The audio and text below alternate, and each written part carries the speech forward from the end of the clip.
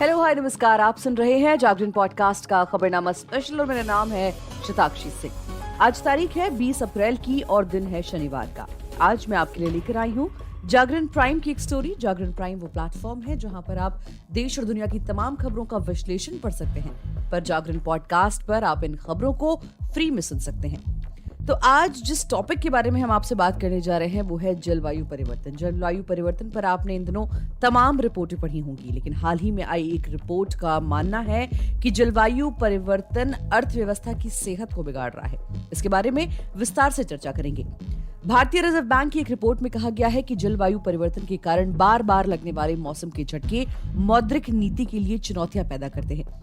इससे आर्थिक वृद्धि के लिए भी जोखिम भी पैदा होते हैं। रिजर्व बैंक की मौद्रिक नीति रिपोर्ट अप्रैल 2024 में कहा गया कि वैश्विक औसत तापमान बढ़ रहा है और चरम मौसम की घटनाओं में भी वृद्धि हो रही है। वैश्विक ताप वृद्धि का आर्थिक और सामाजिक प्रभाव तेजी से स्पष्ट हो रहा है।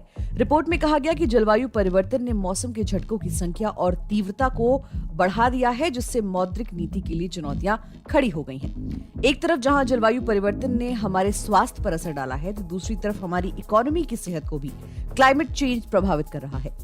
जर्मनी के Potsdam Institute for Climate Impact Research से जुड़े वैज्ञानिकों ने अपने एक नए अध्ययन में ये बताया कि जलवायु परिवर्तन के कारण भारत के अधिकांश क्षेत्रों में कमाई में 20 से 25% की गिरावट आ सकती है। तो वहीं नेचर पत्रिका में छपा एक शोध बताता है कि इससे काम की उत्पादकता पर प्रतिकूल असर पड़ता है। आरबीआई की रिपोर्ट कहती है कि जलवायु परिवर्तन की वजह से आने वाले सालों में जीडीपी पर प्रभाव पड़ सकता है। आरबीआई की रिपोर्ट में कहा गया कि 1901 के बाद से भारत में 15 सबसे गर्म सालों में से 11 साल 2007 से 2021 के दौरान रहे।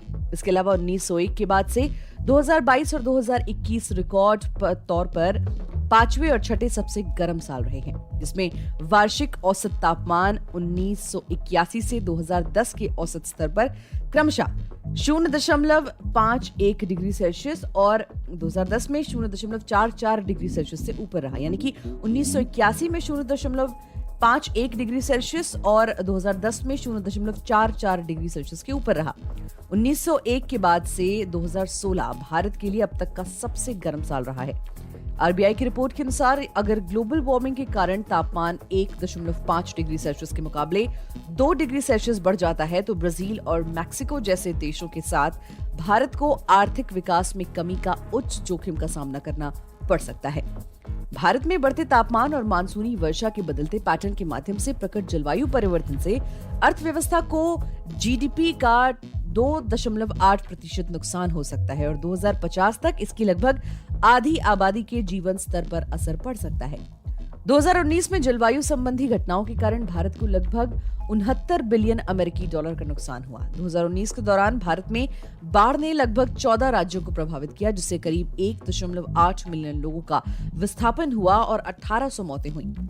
कुल मिलाकर 2019 में मानसून के दौरान तीव्र वर्षा से लगभग 12 मिलियन लोग प्रभावित हुए, जिससे लगभग 10 बिलियन अमेरिकी डॉलर का आर्थिक नुकसान होने का अनुमान है। नेचर जनरल में छपी एक रिपोर्ट की माने तो दुनिया भर में मौसम में हो रहे परिवर्तन की वजह से 30% काम का घाटा उठाना पड़ता है। मौसम वैज्ञानिकों ने चिताया है कि अगर ये हालात बने रहे तो आने वाले समय में ये नुकसान बढ़ सकता है। भारत में इसकी वजह से काम में 14 वर्किंग दिनों का नुकसान हो जाता है। रिपोर्ट के अनुसार भारत में ग्लोबल वार्मिंग की मौजूदा स्थिति के अनुसार सालाना 100 बिलियन घंटों का नुकसान होता है। ध्यान देने वाली बात यह है कि रिपोर्ट में वर्किंग घंटों का आकलन दिन में 12 घंटों के आधार पर किया गया है। अध्ययन में इसे सुबह 7 बजे से लेकर शाम 7 बजे तक माना गया है।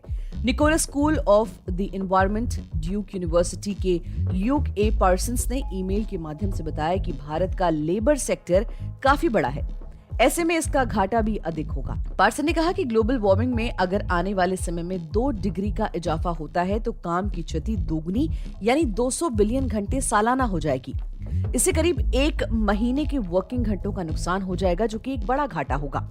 इसका सीधा असर किसी देश की इकोनॉमी पर भी पड़ेगा। पार्सन्स ने चिताते हुए कहा कि मौजूदा हालातों में जिस दर से ग्लोबल वार्मिंग में बढ़ोतरी हो रही है, उसको ध्यान में रखते हुए हमने 4 डिग्री तापमान में बढ़ोतरी का आकलन किया है।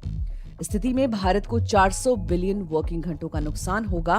पार्सन्स ने कहा कि इसके कारण भारत को 240 बिलियन डॉलर की परचेजिंग पावर पैरिटी के जरिए ये पता लगाया जाता है कि दो देशों के बीच मुद्रा की क्रय शक्ति में कितना अंतर या समता है। ये करेंसी एक्सचेंज रेट तय करने में भी भूमिका निभाती है। इसका नुकसान भी उठाना पड़ता है। अत्यधिक गर्मी और नरमी की स्थिति के कारण श्रम के घंटों की हानि के कारण 2030 तक भारत की जीडीपी का 4.5% तक जोखिम हो सकता है। इसके अलावा अगर कार्बन उत्सर्जन की वर्तमान दर को नियंत्रित नहीं किया गया तो गर्मी की लहर 25 गुना अधिक समय तक रह सकती है, अर्थात 2036 से 2065 तक गंभीरता में वृद्धि हो सकती है। इन्फॉर्मेटिक्स रेटिंग के चीफ इकोनॉमिस्ट डॉक्टर मनोरंजन शर्मा कहते हैं कि क्लाइमेट चेंज एक बड़ी समस्या है। अब ये विश्वव्यापी घटना बन चुकी है, ये इकोनॉमी को प्रभावित कर सकती है। आरबीआई की रिपोर्ट कहती है कि दिसंबर 2019 में प्याज की कीमतों में मुद्रास्फीति 327% तक बढ़ गई है। बेमौसम बारिश के कारण नवंबर 2020 में आलू की कीमतें 107% तक बढ़ी और जून 2022 में गर्मी की लहर और चक्रवात के कारण फसल क्षति के कारण टमाटर की कीमतों में 158% की वृद्धि हुई है। वर्ल्ड रिसोर्स इंस्टीट्यूट इंडिया की क्लाइमेट प्रोग्राम डायरेक्टर उल्का केलकर ने कहा कि ग्लोबल वार्मिंग से समुद्र का जल स्तर बढ़ रहा है। छोटे आइलैंड देशों के लिए खतरा अधिक है। ये देश उत्सर्जन कम करते हैं, इसलिए उत्सर्जन कम करने का दारोमदार विकसित देशों पर है। जलवायु संकट का असर इन छोटे और विकासशील देशों पर ज्यादा हो रहा है। तूफान, बाढ़ जैसी आपदाओं से निपटने के लिए उन्हें अपने स्तर पर खर्च करना पड़ रहा है। इसीलिए इन देशों का क्लाइमेट कर्ज लगातार बढ़ रहा है। विकासशील देश लॉस एंड डैमेज का भी मुआवजा चाहते हैं, जबकि विकसित देश इस पर चर्चा ही नहीं करना चाहते। इस साल बाढ़ से भीषण तबाही के बाद पाकिस्तान में भी लॉस एंड डैमेज फंडिंग की बात कही है। विकासशील देशों की तरफ से लगातार बढ़ते दबाव को देखते हुए अमेरिका और यूरोप इस विषय पर चर्चा के लिए तो राजी हुए हैं, लेकिन ये संभावना कम ही है कि वो फिलहाल पैसा देने पर भी राजी होंगे। उन्हें डर इस बात का भी है कि जलवायु परिवर्तन से होने वाला नुकसान आने वाले सालों में लाखों करोड़ डॉलर में पहुंच जाएगा। रूस यूक्रेन युद्ध के बाद उपजे खाद्य और ऊर्जा संकट को देखते हुए देश फिलहाल अपनी अर्थव्यवस्था को ही संभालने में लगा हुआ है। ओसीडी के अनुसार विकसित देशों में 2020 तक अधिकतम 83.3 अरब डॉलर की मदद राशि दी थी। 2021 में यह राशि 85.5 और 2022 में 94.5 अरब डॉलर रहने की उम्मीद है। अगले साल इसके 100 अरब डॉलर पहुंचने का अनुमान है। प्रदूषण आपकी सेहत बिगाड़ने के साथ ही आपकी जेब भी ज्यादा जला रहा है। रिसर्च जर्नल लासेंट में छपी एक रिसर्च के मुताबिक प्रदूषण के चलते जीडीपी को होने वाला नुकसान राज्यों के हिसाब से बदलता रहता है। जैसे कम प्रति व्यक्ति जीडीपी वाले राज्य उत्तर प्रदेश, जिसका जीडीपी 2.15% है, बिहार जिसका 1.95%, राजस्थान जिसका 1.70%, मध्य प्रदेश जिसका उतना ही राजस्थान के बराबर 1.70% और छत्तीसगढ़ जिसका 1.55% में राज्य की जीडीपी को ज्यादा नुकसान हो रहा है। ज्यादा प्रति व्यक्ति जीडीपी वाले राज्यों को कम नुकसान हुआ है, जैसे पंजाब को 1.52% और उत्तराखंड को 1.50%। राज्यों की जीडीपी को होने वाला ये नुकसान 0.67 से 2.15% के बीच है। वहीं दिल्ली और हरियाणा में प्रति व्यक्ति आर्थिक नुकसान ज्यादा है।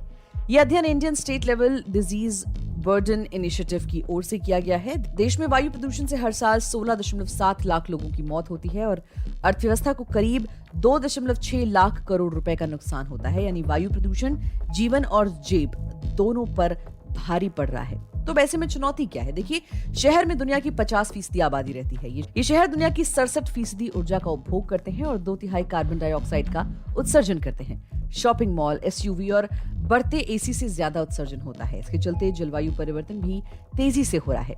वहीं एक अनुमान के मुताबिक 2050 तक शहरों की आबादी कुल आबादी की 67% हो जाएगी।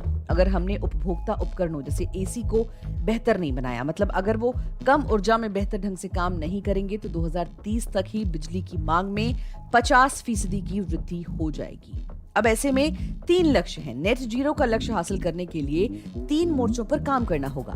पहली, ज्यादातर ऊर्जा अक्षय स्रोतों यानी कि विंड और सोलर एनर्जी से हासिल करनी होगी। दूसरा, कार, सार्वजनिक यातायात और सारे हीटिंग सिस्टम को बिजली से चलना होगा। तीसरा, हमें ज्यादा सक्षम तंत्र की जरूरत है। इसमें सब कुछ शामिल है, कारखाने, घर, परिवहन और उपभोक्ता उपकरण। सभी अधिक ऊर्जा कुशल और परस्पर जुड़े होने चाहिए। इसके लिए स्मार्ट एनर्जी इंफ्रास्ट्रक्चर जरूरी है। स्मार्ट ऊर्जा बुनियादी ढांचे में एक किफायती सुरक्षित बिजली वितरण ग्रिड, स्मार्ट मीटर और ई मोबिलिटी चार्जिंग स्टेशन शामिल हैं। तो ये कुछ चीजें हैं जो हमें करनी होंगी। और आज के एपिसोड में बस इतना ही। मिलेंगे आपसे अगले एपिसोड में देश और दुनिया की तमाम खबरों के साथ। तब तक के लिए हमें दीजिए इजाजत। अपना बहुत ख्याल रखिए और सुनते रहिए जागरण पॉडकास्ट का खबरनामा।